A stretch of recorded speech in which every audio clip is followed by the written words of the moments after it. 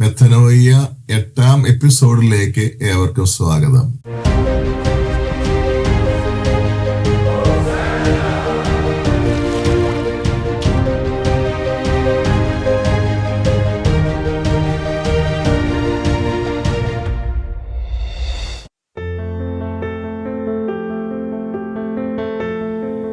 നീ നിൽക്കുന്നത് എവിടെ? ഉൽപ്പത്തി 17:1 അബ്രാമിനോട് ദൈവം അരുളി ചെയ്തു, സർവശക്തനായ ദൈവമാണ് ഞാൻ, എന്റെ മുൻപിൽ വ്യാപരിക്കുക, കുറ്റമറ്റമായി വർത്തിക്കുക. അബ്രാഹത്തിന്റെ ദൈവം എന്ന് സ്വയം വിശേഷിപ്പിക്കാൻ തക്കവിധം അബ്രാഹം ദൈവത്തിന് സംപ്രീതനായതിന്റെ കാരണം ഇതാണ്.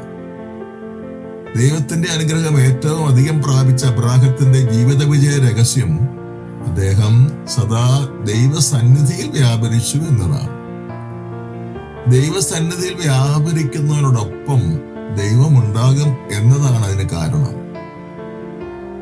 ദൈവസന്നിധിയിൽ സദാ വ്യാപരിക്കുന്നവന്റെ ജീവിതം സ്വാഭാവികമായി കുറ്റമറ്റതാകും. കാരണം ദൈവത്തിന്റെ പരിശുദ്ധി അവനിലേക്ക് സദാ നിർഗളിച്ചുകൊണ്ടേയിരിക്കും.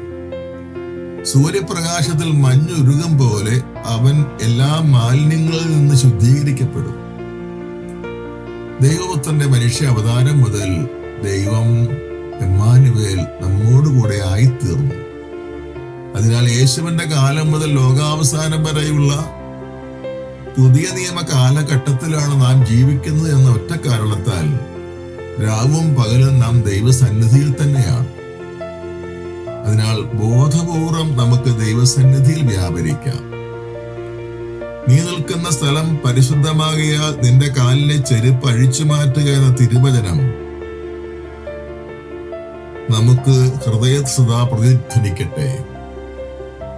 സുഭാഷിതം 4:14 ദുഷ്ടരുടെ പാതയിൽ പ്രവേശിക്കരുത്, ദുർജനങ്ങളുടെ മാർഗത്തിൽ ചരിക്കുകയുമരുത്, അതിൽ നിന്ന് ഒഴിഞ്ഞു നിൽക്കുക, അതിൽ സഞ്ചരിക്കരുത്, അതിൽ നിന്ന് അകന്നു മാറി കടന്നു പോവുക. ഈ തിരുവചന താക്കീത് നമ്മുടെ ഹൃദയത്തിൽ ഉറപ്പിച്ചുകൊണ്ട് നമുക്ക് മുന്നേറാം. ദൈവത്തിന് സ്തുതി.